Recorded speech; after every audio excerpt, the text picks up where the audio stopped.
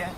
Hello guys, welcome to active studio. இது version 2.0. So இது வரைக்கும் நீங்கள் நம்ம யூடியூப் சேனல் சப்ஸ்கிரைப் பண்ணுங்கள். மறக்காம பெல் ஐக்கான் கிளிக் பண்ணி அப்போ நான் வீடியோ போட்டோம் உங்களுக்கு நோட்டிஃபிகேஷன் பண்ணி வரும். ஸோ இன்றைக்கி நம்ம என்ன வீடியோ பார்க்க போகிறோம்னா, டிஜிட்டல் பேஜில் மவுத் எப்படி டிஜிட்டல் பண்ணுறதா பார்க்க போகிறோம். ஓகேவா? ஸோ வாங்க வீடியோ போகிறதுக்கு முன்னாடி பார்த்தீங்கன்னா, இது வரைக்கும் வாட்ஸ்அப் ஜாயின் பண்ண உடனே டிஸ்கிரிப்ஷனுக்கு லிங்க் தரேன், அதை கொடுத்து ஜாயின் பண்ணிங்க. அப்போ தான் உடனே நம்ம நோட்டிஃபிகேஷன் கிடைக்கும் உங்களுக்கு. இதுக்கு முன்னாடி சொன்ன மாதிரி இன்ட்ரோவில் சொல்லியிருப்பேன், நீங்கள் வீடியோ பார்க்க போங்க.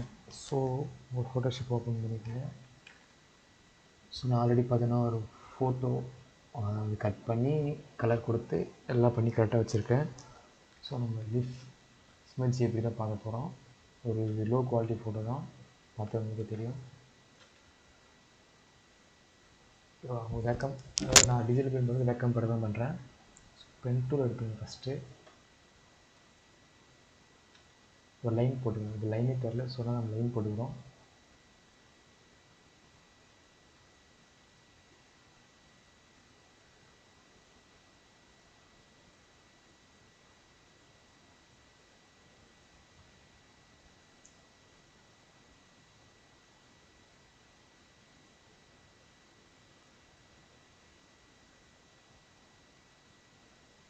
லைன் இருக்குங்க, நம்ம ஸ்மெட்ச் பண்ணும்போது வெளியே போகக்கூடாது. ஸோ அதுதான் லைன் போகிறோம்னா இந்த வெளியே போய் அந்த கலர் மிக்ஸ் ஆகிடும்.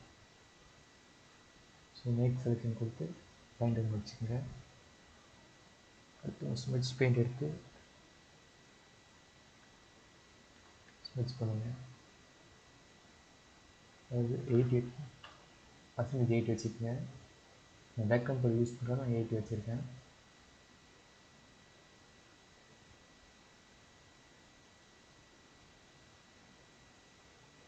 பொறுமையாக பார்டர் மட்டும் லைன் கொடுங்க ஃபஸ்ட்டு.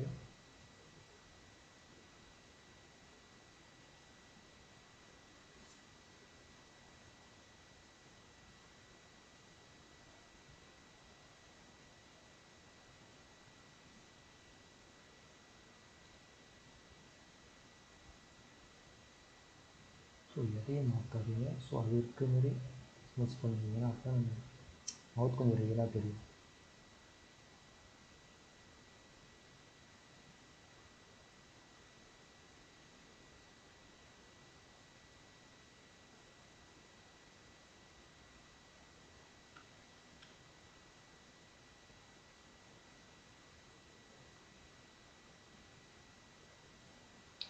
ஸ்மெட்ச் பண்ணும்போது கரெக்டாக ஸ்மெட்ச்சாக தான் போகணும். நமக்கு தெரியுதா இந்த மாதிரிலாம் வரும்.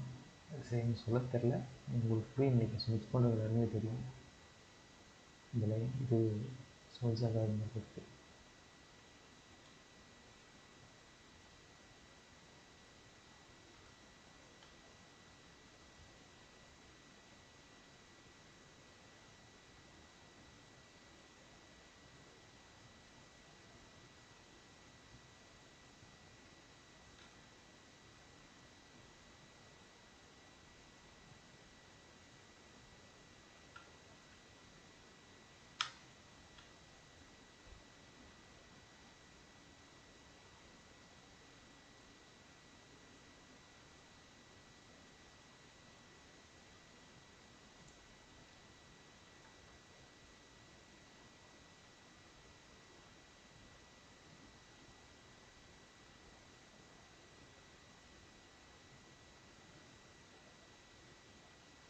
ஸோ எப்பவுமே கார்னர் மட்டும் இந்த கலர் வந்து இந்த பிங்க் கலர் வந்து இங்கே எடுத்துகிட்டு வந்துடும். கார்னர் மட்டும் எதுவும் பிளாக்காகவே இருக்கட்டும்.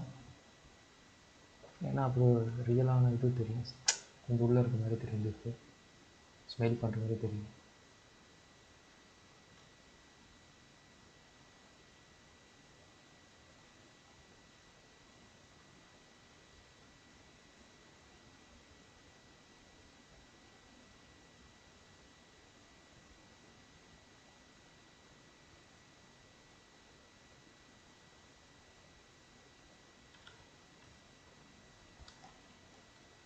ஒப்பாசிட்டி கம்மியாக வச்சுக்கோங்க. மறுபடியும் ஸ்மெட்ச் பண்ணுங்கள்.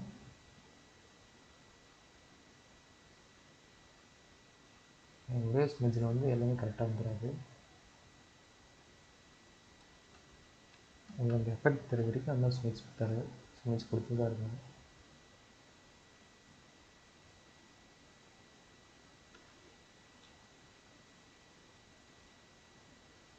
ஸோ இப்போ உள்ள ஸ்மெச் பண்ணிடுச்சு, அடுத்து வெளியே வரோம். அதுக்கு ஷிஃப்ட்டு கண்ட்ரோல் ஐ கொடுத்துக்கிறோம். ப்ரெஸ் சைஸ் கம்மி வச்சுக்கணும், ஒப்பாசிட்டி 80 கொடுத்துக்கிறோம்.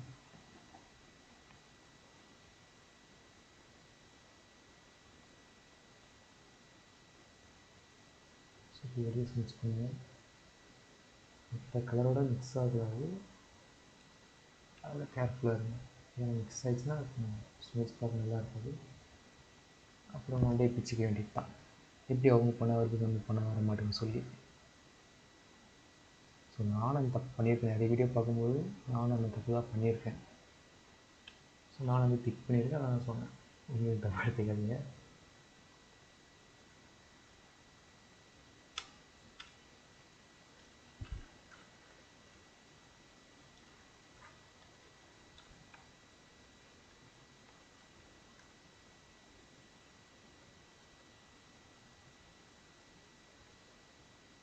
இன்ட்ரெஸ்ட் இருந்தால் மட்டும்தான் டிஜிட்டல் பெயிண்டிங் கற்றுக்க முடியும். அதான் கற்றுக்கவே முடியாது. நிறைய பேர் பணம் கட்டி கிளாஸ் போவீங்க 4000 5000 கொடுத்து, அதெல்லாம் வேஸ்ட்டு. நீங்கள் யூடியூப்பில் டிஜிட்டல் பெயிண்டிங் சொல்லி வீடியோ பார்த்துங்க போதும். ஆனால் கம்பல்சரி ஒரு வீடியோ பார்த்துட்டு நிறைய பேர் ட்ரை பண்ணுவீங்க. ஒரு வீடியோவில் பார்க்கலாம், ரிசல்ட் வரும். பட் ஆனால் உங்களுக்கு ஒரிஜினல், அதாவது இமேஜ் காமிக்கிற அந்தமாரி உங்களுக்கு இது வேணும்னா கம்பல்சரி ட்ரை பண்ணினா மட்டும்தான் வரும், இல்லை வராது. இந்த இமேஜ் வந்து காமிக்கிறாங்க.